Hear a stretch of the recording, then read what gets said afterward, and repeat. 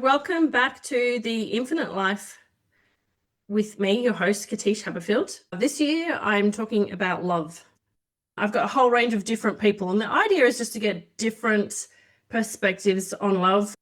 The idea is that this is a really tough time to be on Earth.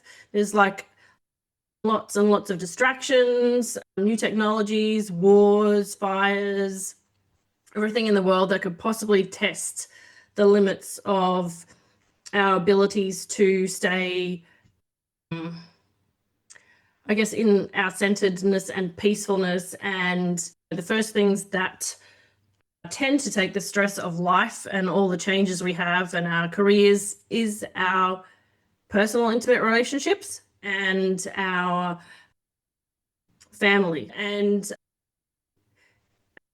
it's just like to look at a different perspective in life to get inspiration about what works, what doesn't work. I have a sort of a three-way conversation that hopefully will bring some humor and some insights about surviving, love life, and families.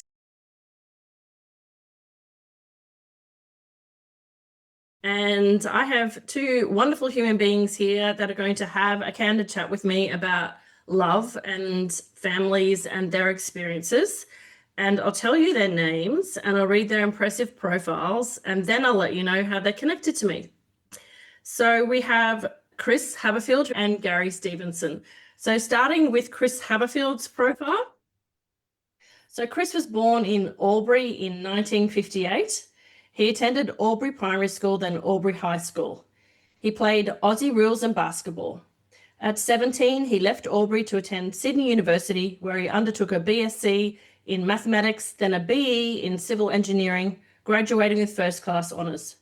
On completing university, he worked for a geotechnical engineering consultant in Sydney, Coffey and Partners, for 2 years before moving to Melbourne and undertaking a PhD at Monash University in geotechnical engineering. After completing his PhD, Chris stayed on at Monash University as a tenured academic. Chris remained an academic at Monash until 2020, during which time he rose through the various academic positions and established an international reputation in his areas of expertise. In 2020, Chris decided it was time to return to engineering consulting and joined an international ground engineering company called Golder and Associates. Over the next 20 years, Chris was involved in many projects throughout Australia and overseas, including Dubai, Abu Dhabi, Qatar, Bahrain, Canada, New Zealand, Thailand, USA, South Africa, and Indonesia. In about 2020, Golder joined with WSP, who are a large multinational and multidisciplinary engineering consultancy, who he still works for casually today, even though he officially retired in 2020. Chris married Debbie in 1981. They are still very much in love, some nearly 45 years later. Debbie also grew up in Albury and trained as an early childhood educator, spending the next 40 years teaching our society's youngest. Chris and Debbie have 2 children who are both married and have 3 grandchildren. Their children are both successful in their respective professional areas. Chris's retirement is spent playing with his grandchildren, who he adores, traveling to new places, staying active, and looking after a menagerie of reptiles, a passion he shares with his son. And now moving on to Gary Stevenson, PSM. Gary was raised with 2 younger brothers in various parts of Victoria by his school teaching parents, Ted and Gwen. Family life involved a busy mix of sport, music, art, gem foster king, lapidary, pets, and field naturalism. A 4-month caravan trip around Australia with the family was one of his family highlights. During his teenage years in Kahuna, Gary was academically competent, but his sporting and artistic talents were modest. A little younger than most, he studied at Bendigo College of Advanced Education to attain his bachelor degree of engineering, civil engineering, with the distinction of being awarded the most outstanding final year student by the Institute of Engineers Australia. Gary then commenced his career in local government as a civil engineer. With several postgraduate studies, interstate relocations, and ambition for promotion, Gary secured managerial roles at a relatively young age. He went on to hold roles as Chief Executive Officer in councils across 3 states for over 26 years. Gary was CEO at the City of Perth, Redland City, Rockhampton City, Isaac Region, and I don't know how I'll try this, Corangamite Shire. Gary was awarded the Public Service Medal in 2007 for service to the local government industry and to his region. His 40-year local government career ended in 2021, but he now owns and operates a small consultancy business assisting local governments across Queensland and the Northern Territory. Gary married his wife Lynn, and they have 4 children, a son Joel and triplet daughters Nikisha, Kayla and Rebecca. They've now been married for over 43 years and live on the Gold Coast. With 5 grandchildren, 3 in Queensland and 2 in Texas, United States of America, they enjoy frequent childcaring time close to home and overseas travel, spending time with those further afield. Gary's pastimes also include gardening, listening to music, watching sport, reading, playing golf, traveling, and relaxing with a nice glass of wine. So welcome both to the podcast. Thank you. Thank you. Now, I know Gary and Chris were both, what does she want me to come on the podcast for? This is a really weird thing, but they are both my cousins. And we come from a very large family, the Haberfields family. And my father, who died quite a while ago now, when he was 63 in 2012, was the baby of the family, of the Haberfield family. And Chris's father was the eldest, John. And then Gary's mum was Gwen. And I guess, how do I explain? It went John, Ron, Gwen, Judy, Laurie, Bruce. That's right. I've got it right, haven't I? Right. Yeah. So roughly, I think it was roughly 5 years in between each child, wasn't it? So Something like that. yeah, a big family. And the Haberfields had lots of kids. So large family to start with, and then I consider it lots of kids anyway. Everyone had a different number of kids, but there's lots and lots of Haberfields. And so my parents moved to Brisbane for my dad's job.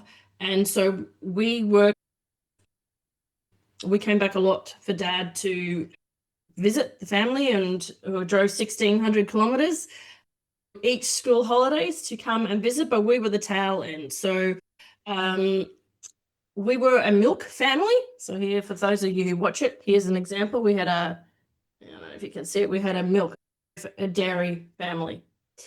And being a production-based family and having everybody very task-based, I know from my own father's deathbed that there are things that you hold on to between siblings about things that happened that sort of clouded their own judgments of each other and their own relationships that you tend to forgive and forget when people are dying.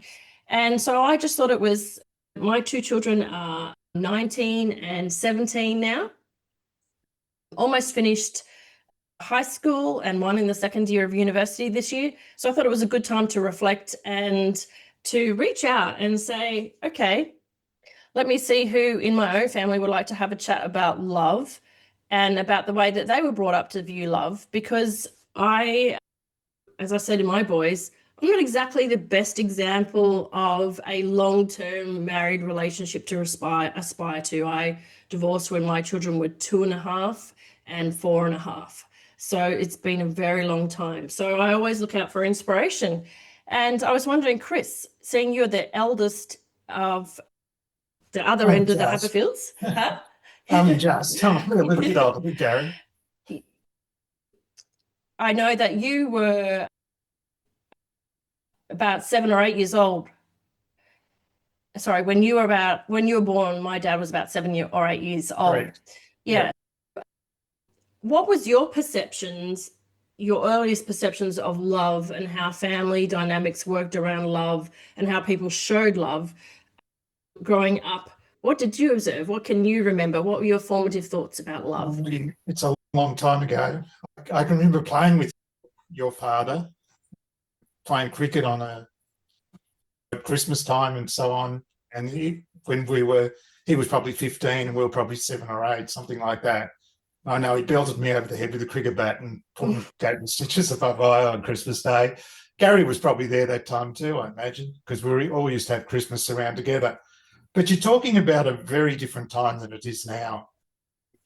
Our parents worked incredibly hard, incredibly long hours. They often worked 6-7 days a week. Well, my father did. My mother was a school teacher, so she was always working, preparing for lessons and so on like that. Even on weekends, school holidays and that, she was always preparing. So it was a very different childhood. We were supported, we were tended to be left on our own. There was a lot of trust, and we used to get up into a lot of mischief, and a lot of things our parents probably didn't know about, but we survived and we got through it. But there was always the trust there. There was also discipline. So the discipline back then was very different than discipline today. It wasn't necessarily physical, but it was the worst thing that my parents could say to me was, we're disappointed in you. So it was all about respect and trust. Looking back to our grandparents, that's a very long time ago. I can remember that we used to go down and visit Gary and Tony and Philip, his two brothers, when you're at Kahuna and before Kahuna. Where were you? Tatong, I think, from memory. And our grandparents used to take us down there. And that was when our grandmother was, before she had a stroke, and she was still very active, and she was always very supportive. And my grandfather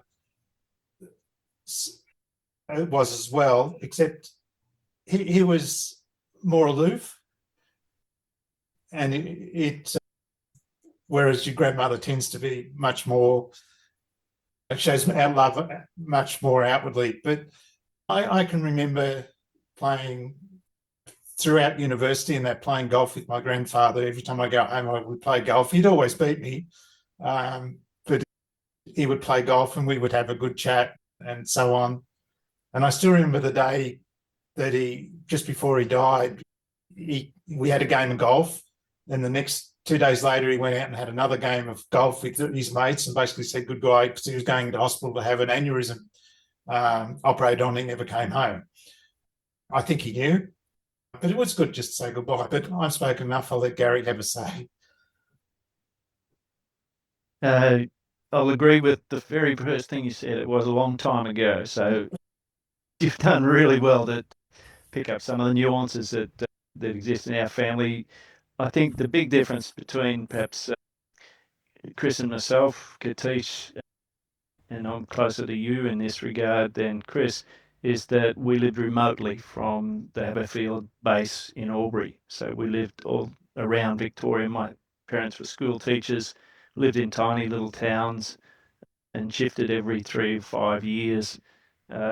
Chris lived next door to his grandparents and was very much a part of that whole scene of the business, the family business, and breathed and lived it every day. We came a couple of times a year for a few days or a week or two and joined that scene. My grandparents, I think, were pretty important to us. We valued the things that they were able to provide for us, not just the relationships, but for example, when we would have school holidays, my dad would work at the factory to get a bit more cash, and he was employed by the family as well. Lots of ways the family business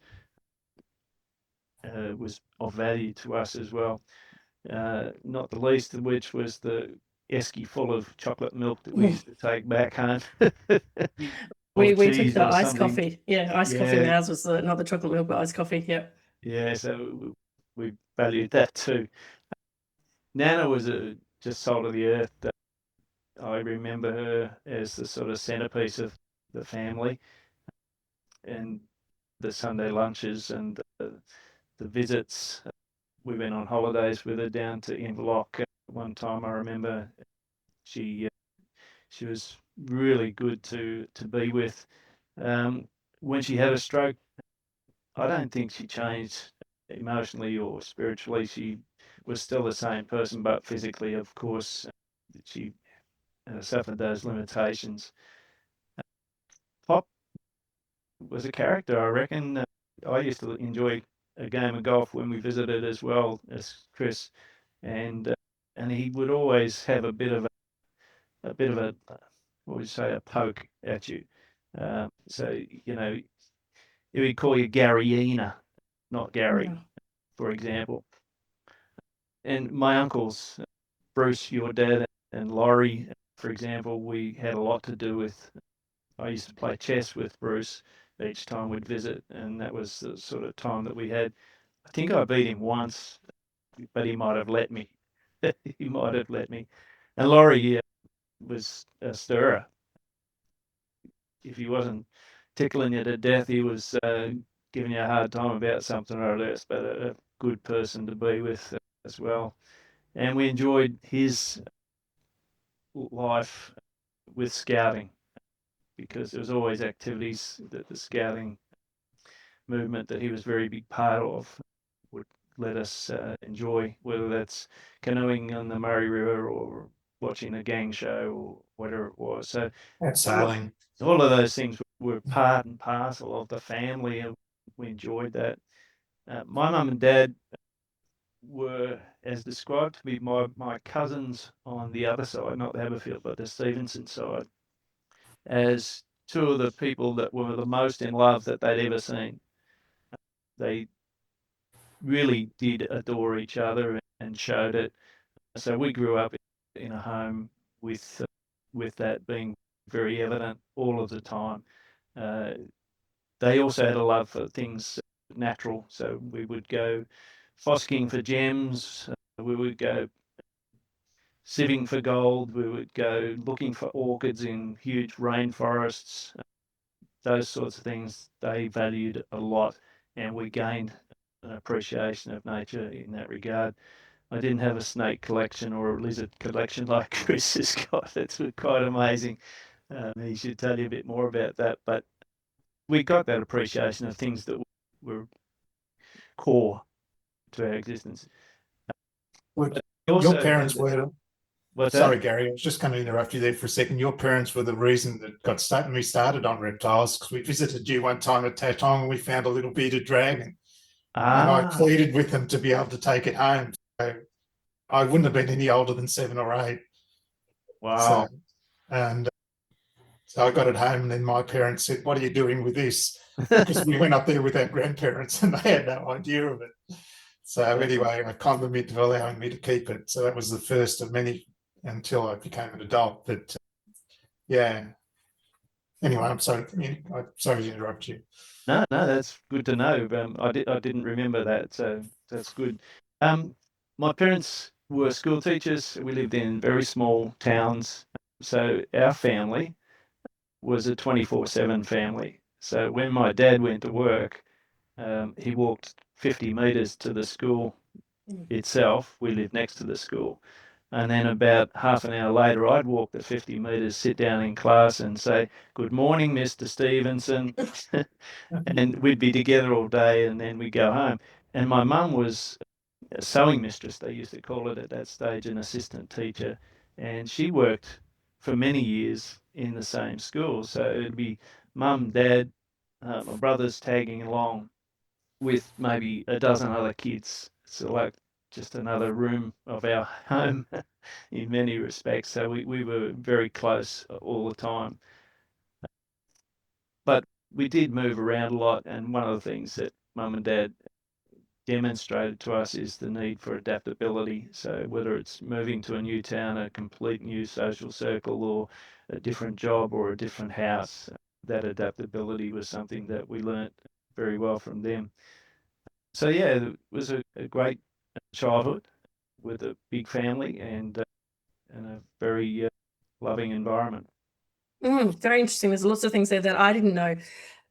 And what I was Before wondering we go on, Katish, one thing what Gary didn't say was certainly when we were young, the whole family used to get together for Christmas several days. And I don't know if you can remember that because you would have been very young, but we used to all go over to our grandparents' place and there'd be an adult table and there'd be a kids' table, and the kids' table was almost as big as the adult table.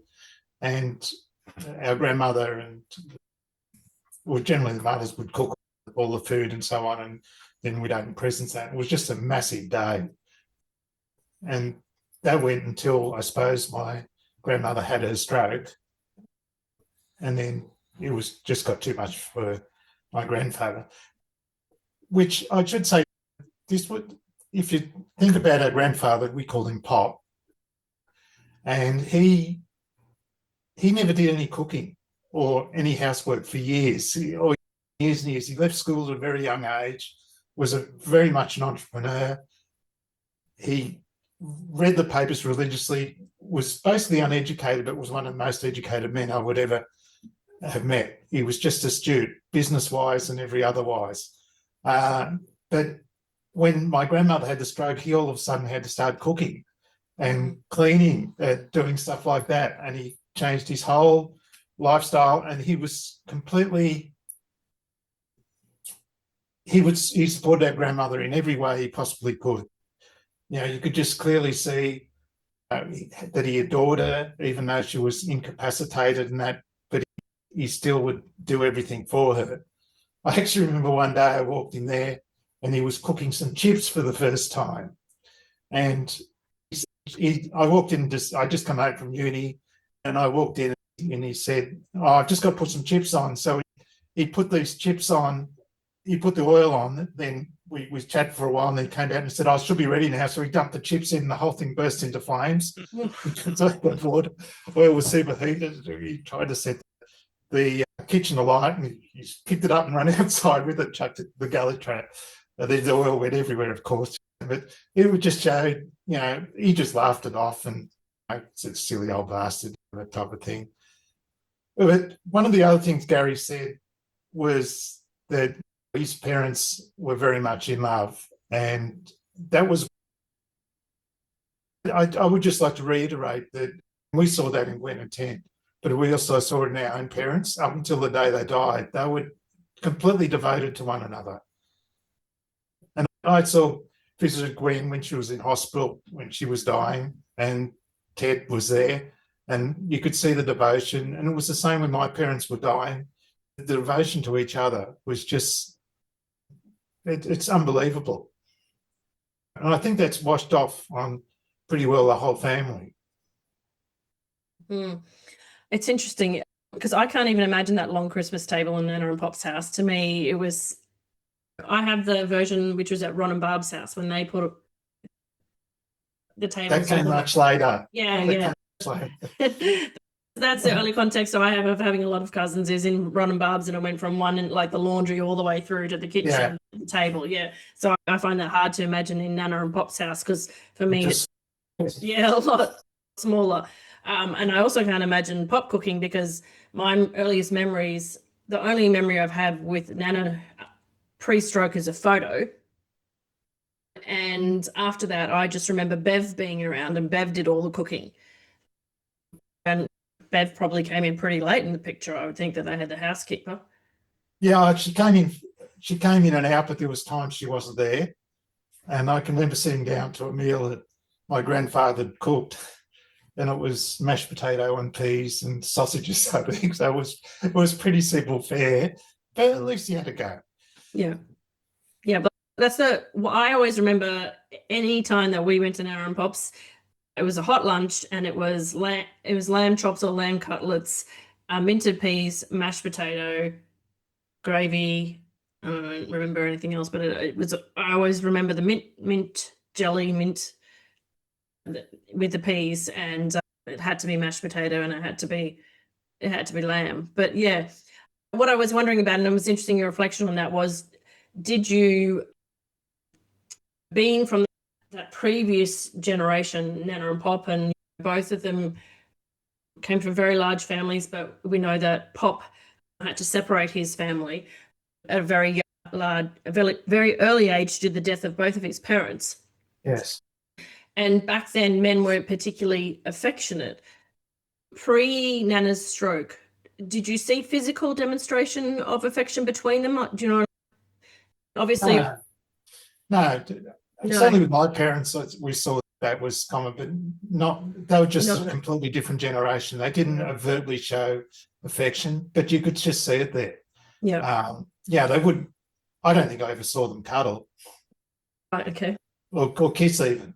Yep. But it was a completely different generation. Yeah. But the affection was still there, and the respect and the support was still there. You've got to remember that they formed the business together, and they were both really entrepreneurs in their own way, added different things to the business and so on. But we tend to think about Pop being the one to form the business, but it wasn't. It was Anne, and together they formed this business, which grew and supported the family for at least 2 generations into the 3rd generation before they sold. Yeah, totally different types. But yeah, you do wonder, you know, how the normalization of touch or no touch does lead into the next generations. And I do remember, and I don't know if it's a true story, that Dad said to me at some stage he thought that your parents had only ever spent one night apart or something. That's how in love they were. Yeah. Correct. For years and years. I can remember up until I was at university, my father and mother never spent more than one night apart. Yeah. I remember even when my mother was approaching the end of her life, Dad lay on the floor in the hospital as an 86-year-old to hold her mother's hand tight. Yeah. And we tried to find a bed for him.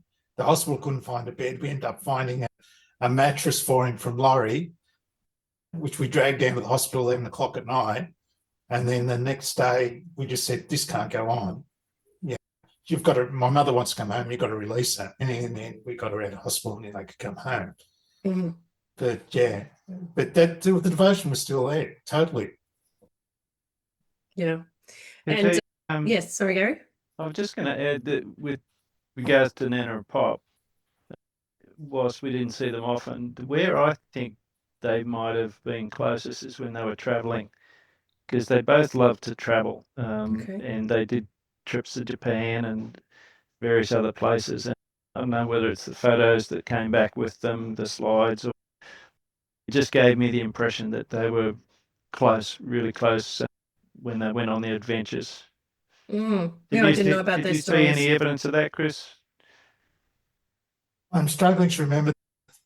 I know that I recall them going away on lots of trips, and certainly in Australia and overseas, which was less common than what it is now.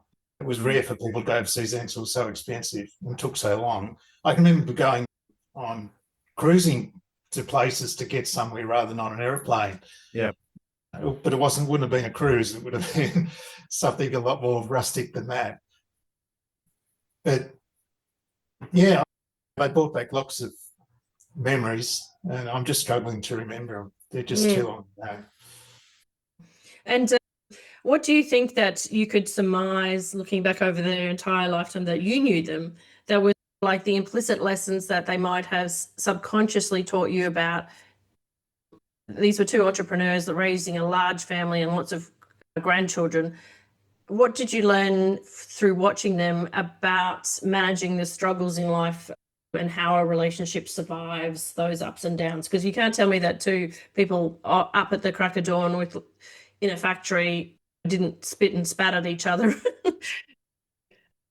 They fought. They had their fights. So did my mum and dad. They had their fights. But resilience, patience, respect, ability to listen, perseverance.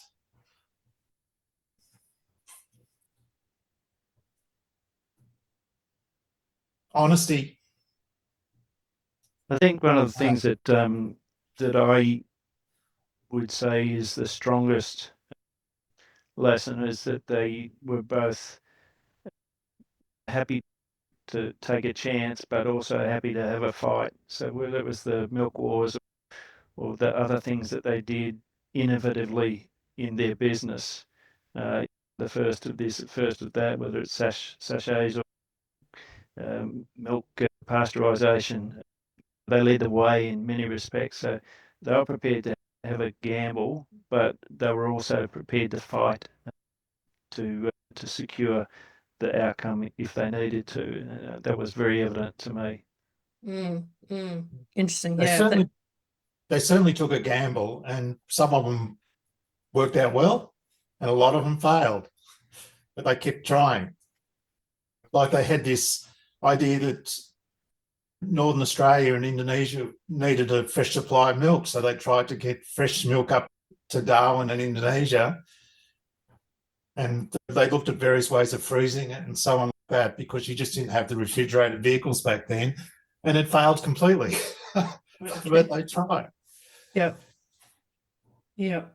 And so coming now to your parents' generations, how do you think that watching Annie and Jock together influenced their respective choice in partners in life? Do you think it did? Or do you think that some people are just star-crossed lovers? It doesn't matter what their parents were like. They're going to run into them at the pub or whatever it is, and that's the person for life.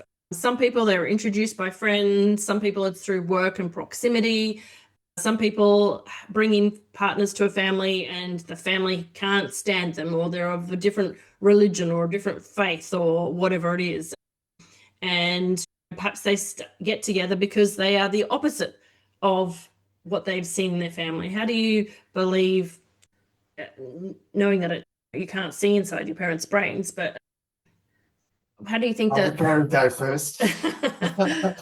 Yeah, my dad, in his later years after Mum passed, described how he met my mum and fell in love with her, and it was at a dance in Bandiana, 26th of October. He could even remember the date of that first meeting, and he saw her at the dance.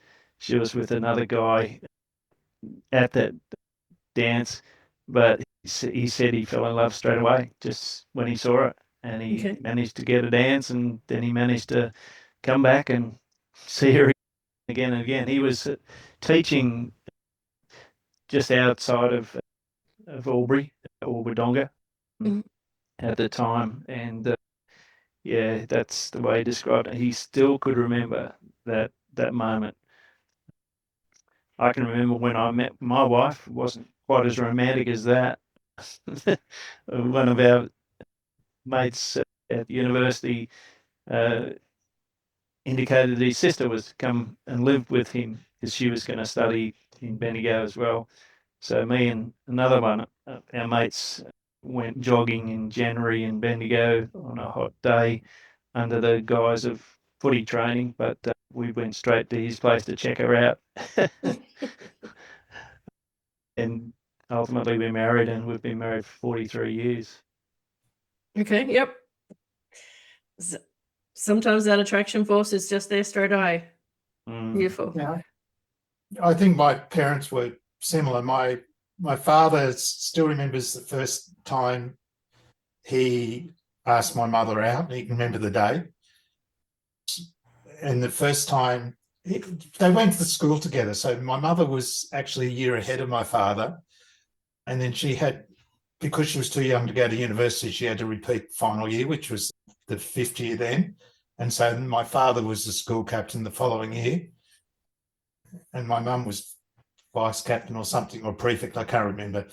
And so she was going out with another guy, even to remember his name. His name was John also. I won't repeat his last name. But and him and my father were reasonably good mates, but he was going out with them. So anyway, my father offered to give my mother a lift home from a school dance, I think it was, on his push bike, because that's all he had. So he gave her a lift home on the push bike, which would have been interesting. And he said he had the first kiss, and he even told me where their first kiss was, which was quite amazing. And it just went from there. So, yeah.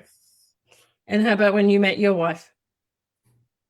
That was something which happened over many years. My wife, Debbie, was best friends with my sister. So she was a couple of years behind me in school. So Debbie used to come to school. She'd come sailing with us. She'd do family activities. She was around our place a lot. We never really hit anything off. We were, I suppose, enjoyed each other's company and so on back then. And it wasn't really until I was at university and I came home one Christmas holidays and we met up again and we started going out. And then we went out for a long distance relationship. I was in Sydney and she was in Wagga for about a year. And then she decided she was attracted to a guy who she was in a play with at a musical at Wagga. And so she dumped me for a while. And then 6 months later, she came back up to Sydney and we never looked back from there. So we've known each other for probably, what am I, 67? So probably known each other for 55 years. We've been married 45 years coming this September. So, okay, now here's a sort of a lead-on question, but I could end up ask it at the end of our discussion today, but I'll ask it now while I remember.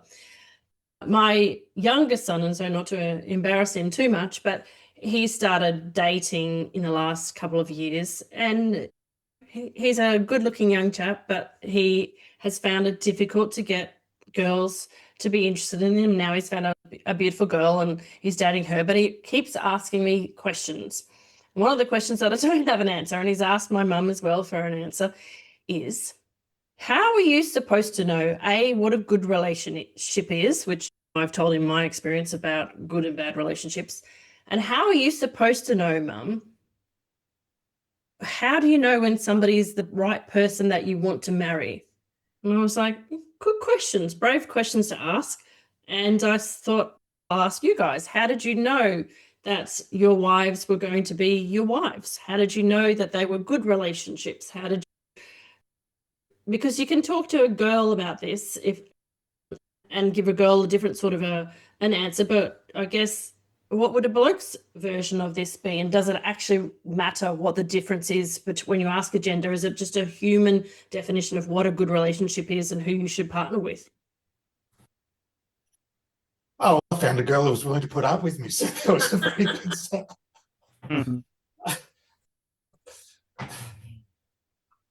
Yeah, difficult question.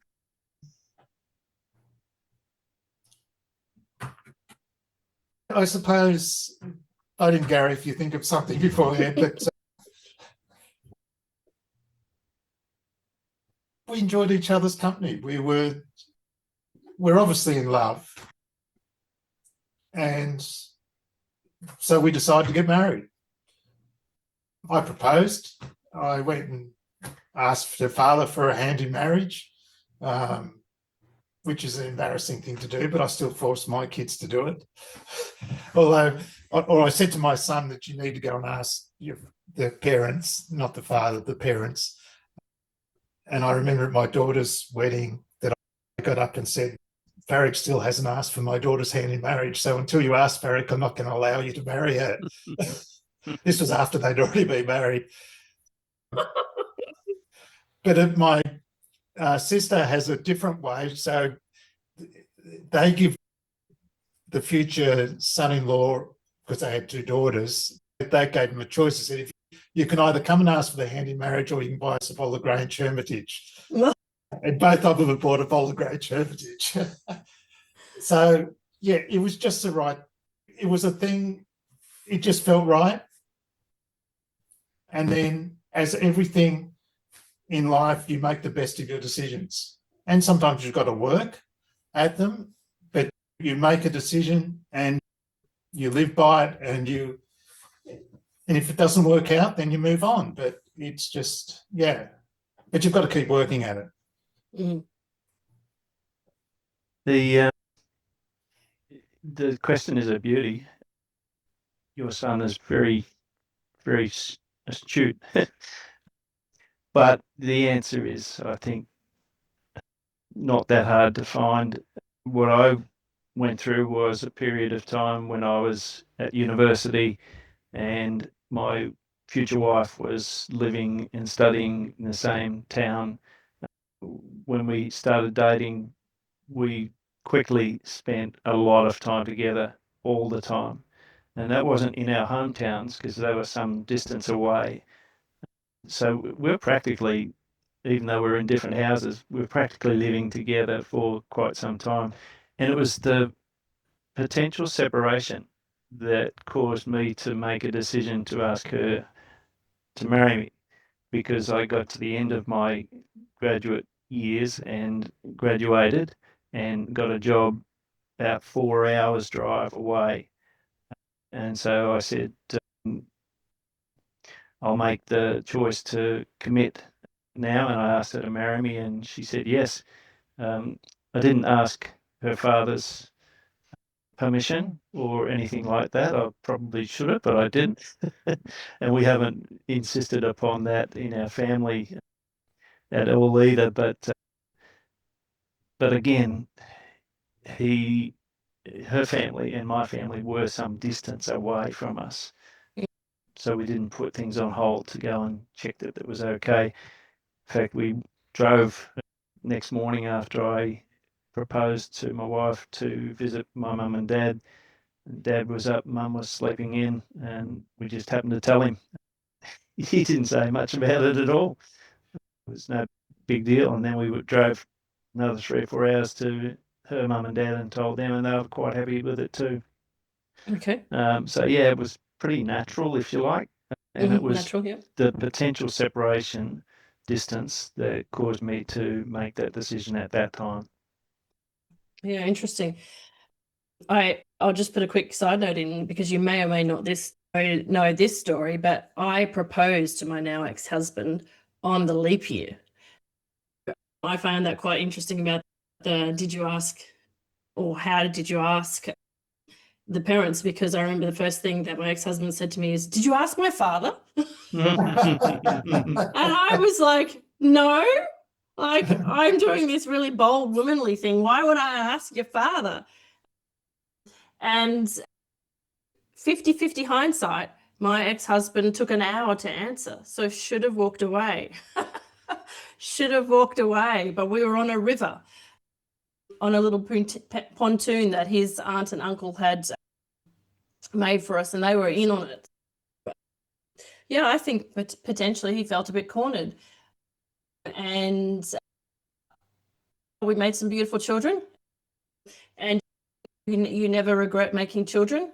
They are such a joy and a blessing to your life, and you learn so much from them that I would still do the same thing today. It was a very humbling experience. But yeah, it's funny just to look back at that sort of thing and then think, how do you pass on that advice? I was bold and it turned out not right. But so yeah, that's why I always look for different examples and different forms of relationships. And I think that it's quite difficult with all the different ways that you can meet these days. And have you any reflections on without spilling the beans on their privacy, but the reflection on what your own children have gone through in finding their own partners, on the difference between when they were looking for a romance and how they might have evaluated partners to what it was like for when you guys were dating. Because I think that makes it also totally different in terms of evaluation. I feel like there's a lot more pressure these days due to technology. I think the thing that I've learned from my kids and their generation is that it's very different from one person to the next. I've got 4 kids, and all of them had different journeys to their partnership, and they all have good partners. One of them has since divorced herself, so it's a different story for her to her triplet sisters in terms of the way that they met and the way that things have panned out. And my son is gay, and his partner and he enjoy a wonderful life down in Gippsland. But they met very differently to the way that his sisters met their partners. Mm-hmm. Chris, any thoughts on how your I think both my kids had many more boyfriends or girlfriends than I had. I think I always used to say to my daughter that as she got older, her boyfriends got better.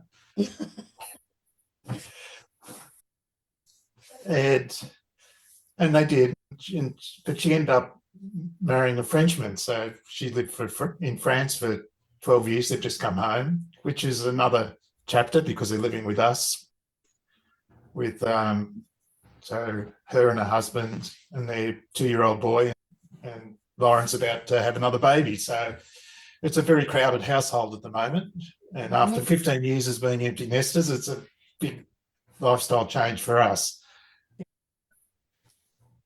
My son, James, he was an attractive boy and a sportsman and very smart as well. And he had a lot of very nice looking girlfriends. But they also got much more. They as he matured, they got, I would say, smarter and more astute, the girls. They were all still pretty. And he's married a lovely girl. Met her doing vet science, but she was a couple of years behind him. So they have 2 children. They live not far from us, so down in Mount Eliza. But yeah, he decided that was the right one. And Lauren and Varric, her husband, decided they had a child before they got married, and they then decided to get married. And it seems to be the right decision for them. Time will tell for both of them, but they're both very respectful of each other. And it's one thing which is very different is seeing how they raise their kids compared to how we were raised and how we raised our children. Mm-hmm. It's the words you can use these days is very much different than what we could use when we were, but the same ingredients are still there. Just listen, respect, honesty. They're still the same things they try and raise their kids with, but they just seem to be much more patient, I think, than what we were. Although my wife's always been very patient. I don't know how you found that, Gary, but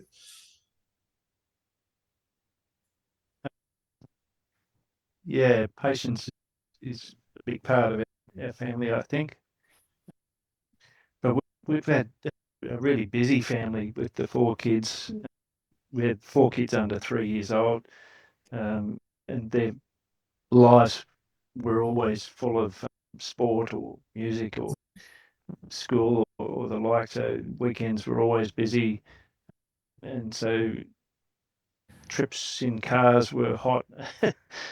And people had to be tolerant with each other. They'd always have their spats, and I'd have to stop the car and say, "Settle down, or else we're not going to get there." And we respected each other, but not without our moments over the years. Mm-hmm. I do remember my father always used to say to me, Katish, patience is a virtue. Mm-hmm. And later on, he'd say, I think patience is the key word for your life.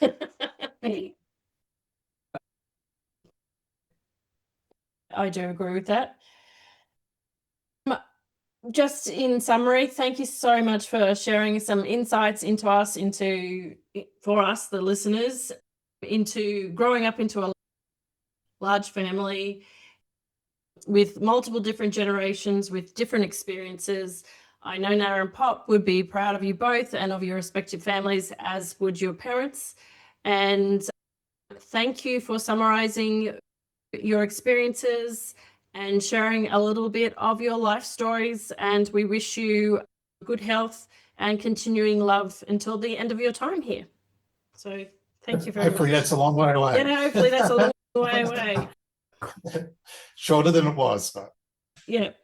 Thank you so much for your time today. Thank Really you. appreciate it.